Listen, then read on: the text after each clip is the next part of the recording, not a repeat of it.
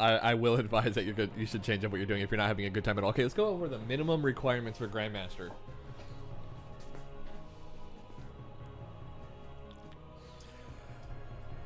I think I attained Grandmaster, as I mentioned before, as minimally as possible, with the least amount of tools as possible. Not Akuma tools, but like myself. The least amount of knowledge. I knew some things, but I didn't know everything, but I know exactly what I didn't know. Thinking back on it,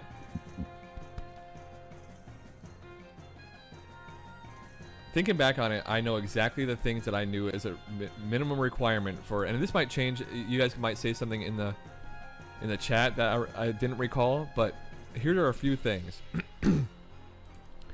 First minimum requirement for being a Grandmaster is, of course, having a ton of matches.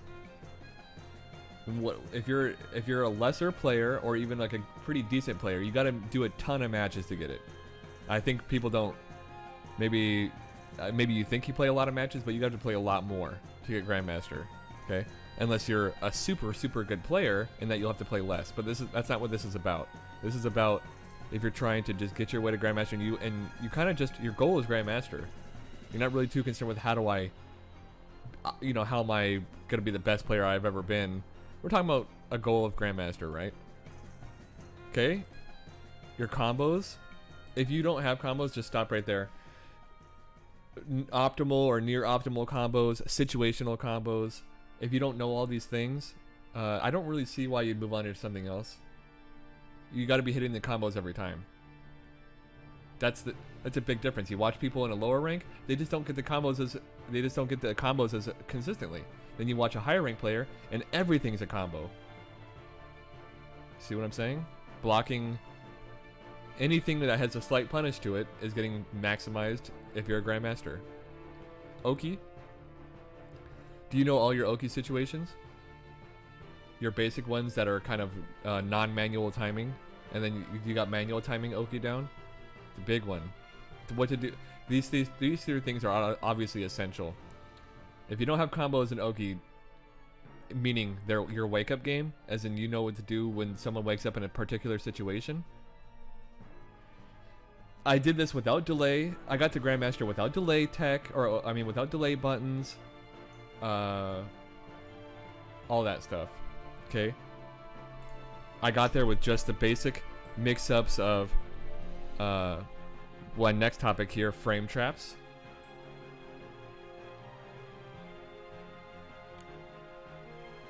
So when Oki, there's a lot of, we just added another layer of depth for Oki, but let me just tell you, in my personal experience, the only thing I thought about moving my way up in the ranks when I first got Grandmaster back in the day was meaty and throw and shimmy. I think those are the only things I did, and that's enough. Meaty, throw, shimmy. Meaty, throw, shimmy. I didn't do delay, meaty. I didn't even use light attacks. I didn't even use light attacks back in the day. The only light attack I would do is jab, stand, medium kick. Okay, so frame traps. Akuma used to have crouch, medium, stand, medium. That's kind of the only frame trap I needed to know. Okay, that's all I knew. I'm a way different player than when I first hit Grandmaster. I'm telling you guys what I had to use to get there. Okay, anti-airs, back heavy punch. I didn't even know how to DP by the time I first hit Grandmaster. Or I just didn't DP. The easier hit confirms that your character has, you must know how to convert. Akuma stand heavy, so I knew Akuma stand heavy punch. I knew confirm off his forward heavy punch. His counter hit crouch medium kick into stand medium kick. And stand heavy punch super. But I did not have crouch medium kick confirms, light hit confirms. Any of the advanced hit confirms I have now, I didn't have those before. All I had was stand heavy punch confirms and crouch medium kick counter hit confirms. So your character has something like that that are confirms that are easier than the other ones. Like for example, any Shoto character, Karine with her crouch medium kick confirm, but she also has like a stand medium punch, double stand medium punch counter hit confirm, stuff like this. You need to be able to convert from buttons consistently. Not all of them. I got away without it. Setups is my next one. setups, and I'm not just talking about hard knockdown, V-trigger, cancel, 50-50 type of situations. I'm just talking about setting things up. This goes along with Oki. Your frame traps, you're setting things up. You need to be able to set things up sometimes. And I had my setups. I had the Sheldy. I had the 50-50 EXDP knockdown. I wasn't Grandmaster that was gone before I hit Grandmaster. But I had my situations. Demon setups. Okay, so you need to have your setups. So far we've had the minimum requirements for hit Grandmaster is a ton of matches, great combos, Oki, and Kimte mentions what people don't really understand Oki on a more than one layer, but to be fair, I didn't either. As I said, I wasn't delaying nothing. I was doing meaties and I was doing throw and shimmy. That's it. That's all you. That's the bare minimum. You can hit Grandmaster with those tools. I'm not telling you how long it's going to take. I'm telling you, you can get it with these. Frame traps, understanding frame traps, and just a basic frame trap. I wasn't doing, like today, these days, I'm beginning to read and I'll sometimes do jab, crouch, heavy punch to beat a delay tech. I wasn't doing stuff like that. I was just doing crouch, medium, stand medium, crouch, medium, stand medium. Maybe crouch, heavy punch, stand heavy punch. Very basic frame traps. They can be basic. Anti-airs, Akuma back heavy punch, other things like that with other characters. Not everyone has things as good as back heavy punch, but a lot of characters have something similar. Except for Sagat, except for tryhard Sagats. Okay, then we went over easier hit confirms. All characters have some sort of easy version of like a hit confirm. Because people are thinking, bam, boom, that's a hit confirm. But there's easy hit confirms, like for example, being Alex and getting a regular lariat on hit, not counter hit. You can that's a hit confirm. If you do forward heavy punch on a lariat that's not a punish, and you see it hit into a stand medium punch EX chop, that's a hit confirm. You did forward heavy punch, you saw that the lariat hit, and then you confirmed. So being able to convert from easy things like that, not every hit confirm is a 12 frame window, or a 15 frame window. Some are, you have plenty of time. Akuma forward heavy punch, you could sit there, observe that I hit it, stand medium, kick, convert. Okay, easy hit confirms. Learn what your characters have, and so far, if you've got these 6 things I've listed, you're on your way there. Setups. Some characters just have better setups than others, but you all have them, and they're integral. If you take away setups, you just increase your chances of getting it. They've decreased dramatically. Now, the most I don't want to say the most important, but an essential one is at least moderate matchup awareness. What to punish and what to look for. I didn't mention punishes earlier because it goes into me with moderate matchup awareness. If you're punishing the things that are punishable, and knowing what is punishable, you have a way better chance. Because you want to make sure that people pay for their mistakes drastically. And if you're not punishing people drastically, you're giving them chance after chance after chance. Especially like someone Akuma with 900 health. If you're not smacking that little baby boy around for for an input error, you're giving him a major advantage. You're giving everyone a major advantage. If you don't know that Alex's stomp is punishable, you're in big trouble. Or if you're not punishing command grabs big time against a command grab character, you're in big trouble. Okay? Big boy trouble. If you're not punishing things or big health characters with big damage combos, how do you expect to win? That's like, David shooting Goliath in the toe with a fucking Nerf gun. You gotta wham him. Okay? I think we can include that in matchup awareness, Kimte. These things, if you're aware of them, like if you know that that's an option. Now, I did not catch dashes when on my way up to Grandmaster, so that's why I didn't include that. I'm kind of only including the things that I had required to get there. As an Akuma player, someone with a 3-frame jab and an EXDP. Okay. So that's something to consider. I never intentionally stopped dashes. No, it wasn't even on my radar. You have to understand, I hit Grandmaster a long time ago, and I've changed dramatically since then. And then I also have mix-ups. Mix-ups are basically anything that allows you to mix between two different options even the throw meaty situation is a mix-up. Even though we think of mix-ups as you think of mix-ups as a Buki V-trigger. That's a mix-up. Yeah, but there's actually tons of little tiny mix-ups, you know? Do I go for demon flip palm or demon flip throw? That's a mix-up. Some mix-ups are not as strong as others. Like, for example, you can kind of get around demon flip, jab, and throw if you just want to get hit with the palm and back rise. Over. No mix-up. Just get out of there. But being able to mix up your options when you have the opportunity is essential. You can't just do the same option over and over. Like I'll pick Alex because he's like the weakest, but clothesline into forward chop, you can get a command grab or a meaty. That's a perfect situation, you know. You did make the choice there, or crouch heavy punch into the fucking scrubby Alex. Boom. Okay.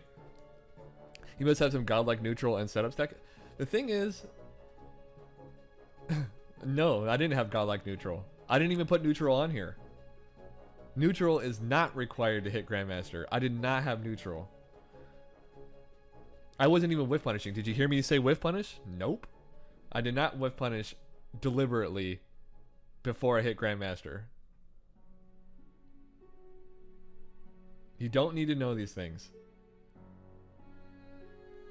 There's still, this is going to lead into my next thing, so I'm not saying this for no reason, but we do know these players who don't know all this stuff, and everything is sort of accidental. You know, whenever I got a whiff punish, whenever I whiff punished before I hit Grandmaster back in the day, it was just I pressed the button and it happened to work. There was no setting up a whiff punish scenario like, ooh, I'm gonna wait for this, whiff punish, kaboom. Maybe I'm not giving myself enough credit. Maybe near the end I was, but I can't say it was a requirement back in the day. Because let me answer what View said. I don't mean to interrupt you, but I'll ask the question that will come. Does having a really good character make a difference to get to GM, or could you do this with, let's say, Kage, just like you did with Akuma? You could do it with Kage. Yeah. It's not like my win rate was good. The character had nothing to do with it. My win rate sucked.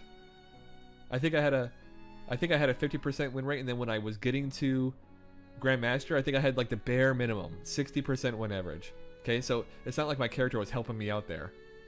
It sucked. And I think if I picked a higher health character like Ryu, I don't know if it would have taken me much longer. You know what I'm saying? So Kage has all the things that Akuma could do, minus you could argue that his V trigger's a little better.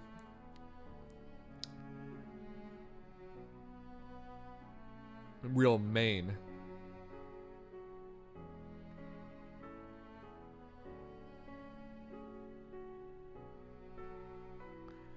Yeah, so I didn't mention neutral in here. I didn't mention whiff punish or footsies or anything like that. I honestly don't think you have to have a fundamental understanding of that. You can have an understanding of it, but you don't need to have a... You don't have to have the application necessarily to get there. I didn't do that. I didn't use crouch medium kick effectively, unless it was crouch medium kick fireball just for like some space and some chip damage. But last but not least, you guys, the last thing on this list is actually our second topic of execution. None of what I said matters if you don't execute. And this made me really think about all these players that I'm always kind of taking shots at, like just insert, you guys know what player here. Insert this player. Execution. These guys all have these game plans that I don't like personally, and that I don't think should be rewarded as much, but what I will say is that they don't screw it up very often. You guys ever play, like, just for the example, you guys ever play Underscore? You guys know I don't like his gameplay, but he executes it every time. He executes it. So you can make the argument that it's better to have less tools and execute them correctly than to have a fucking Tim Allen home improvement set of tools and fuck them all up all the time. Views from NYC, thank you very much for that gift sub to Niseen. You guys see what I'm saying? These guys have less. You know how like someone made a post that said he's a high level player, but he said I don't have this. I don't know tech. I don't know this. I don't know. But what he does, he doesn't screw up. V skill, overhead, mix-ups, EX, all this stuff. They don't screw it up, and we all think like, how do you screw those up? All the fucking time. I screw up walk up grab, and I get DP. These things, people think like screwing up in Street Fighter 5 is impossible because it's so easy to execute. It's not. Execution errors are big in this game. If I do a crutch medium kick, medium tatsu on a block, you know what I mean? I increased the execution error ratio. These guys all do this safe, strong offensive stuff. They don't do anything outside of their game plan. They just execute the game plan and they execute it well. If you can't keep up with your game plan, you need to solidify an easier game plan and work your way up. I think I do them simultaneously. I think I add to my game plan and then I start implementing it right away without hashing it out. And so it takes a lot of games for me to start figuring out what I'm doing.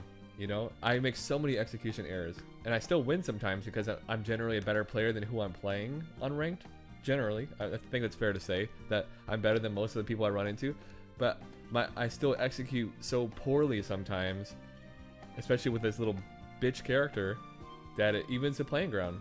So this thinking about this made me kind of appreciate what they're doing. These guys who I just don't like their simpleton game plan, but they execute. It shows how important it is. Think about execution first before anything, right?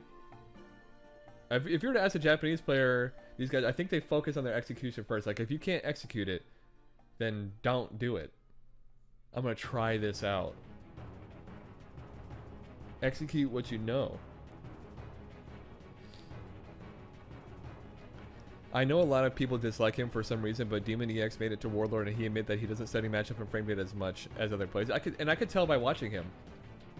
I could tell that he runs his game plan, whether you like it or not, and that's how it goes. But just like I just mentioned about other players, his execution is good. Because if you do the same thing every single game, or a form of that same thing every single game, of course your execution is going to get better. If you always do this in this situation, this in this situation, you're probably not going to fuck it up. As a try-hard Akuma plane, I'm always trying to, if I'm not doing it, I'm always trying to think about how I'm differentiating my approach. I'm not saying I'm always good at it. And Joshua Steinberg subscribed to my YouTube, nice. So execution first, and I think I skip a lot of execution steps, and I don't practice execution enough. I still mess up EX Tatsu, EX DP V trigger on wake up. What am I doing practicing other things? Can you do EX DP V trigger wake up? How often? I would say half the time. What? Of course I'm losing.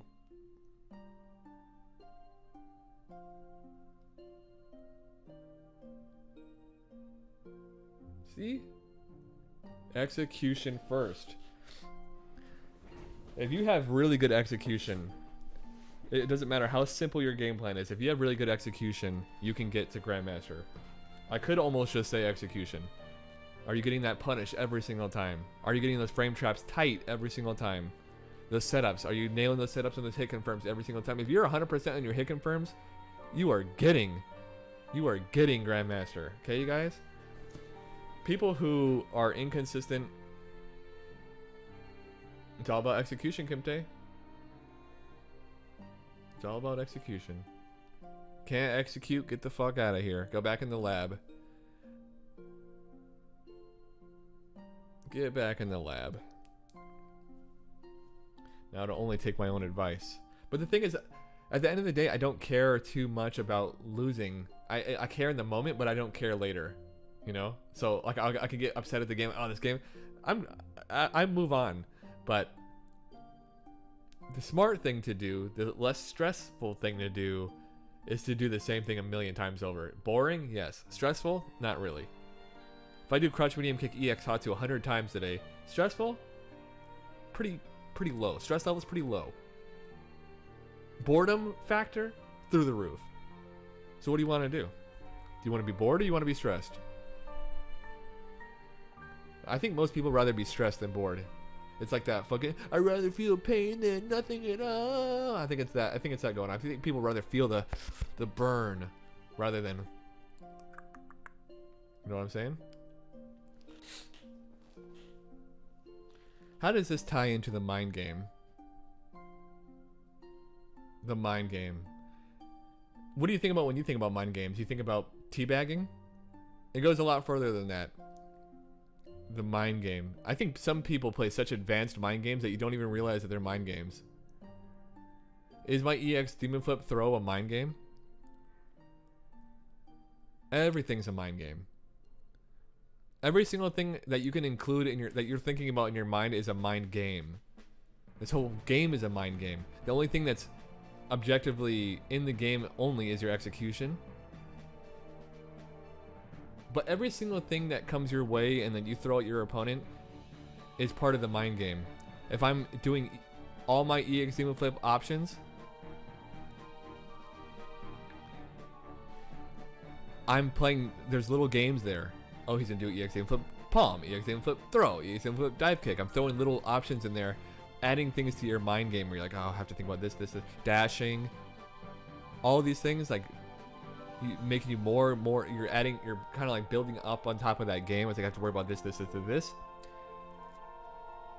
Where's the mind game when someone is mashing throw on defense? It's a giant one. If I do a delay button on wake up and I wake up in the middle of the screen and throw me, that does affect me mentally a little bit. I'm like, what the fuck are you doing throwing in the middle of the screen like that against Akuma? I've said this a million times. They don't know maybe the person who doesn't realize it's a mind game, but they just played a mind game on me without even realizing it, you know? It's like doing this and hitting me. I'm not saying every mind game is a very deliberate roll of the dice. I'm saying sometimes, like when you have your head in the game, it's a mind game. I'm not saying they're playing the mind game. These one-player game players, I'm not saying they're playing a mind game. I'm saying if you're thinking about the game, you're in the game. It's now in your mind. What they're doing to you, what you're doing to them, how they respond to it, how you respond to it. You're just like adding layer after layer after layer after layer. And these guys, these high level, top level players are doing it in such a way you don't even notice. Just as I mentioned before, you ask Daigo or Tokido why they did something in particular, they give you an answer. Can you do that? Can you give a particular answer to anything I ask you about why you did this in your gameplay other than I don't know?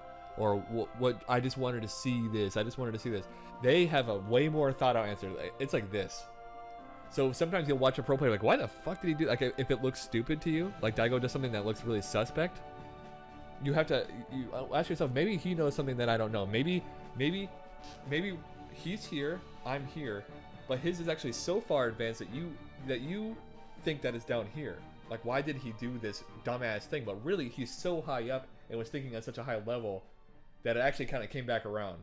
You can go so high against the opponent that you actually go back to the same level, which is why you can lose to people who are not as good as you, that you deem not as good as you. Because you're thinking, there's no way he's going to do this. I just did it, bitch. There's no way he's going to do this. I just did it, bitch.